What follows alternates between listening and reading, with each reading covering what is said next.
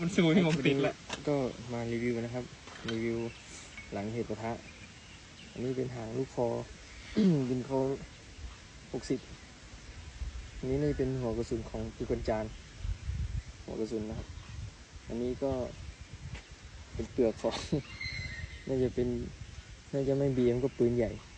อันนี้นะถ้าโดนก็ไม่ต้องพูดถึงครับไม่รอดไม่มีทางรอดความหนาก็ให้ดู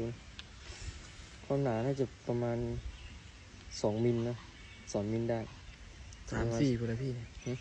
3-4 มิล3-4 มิลนี่มิลมันแค่นี้ดิแค่นี้แหละประมาณมิลเดียวบางๆประมาณ3-4 มิลเนาะก็ถ้าโดนขาดขึ้น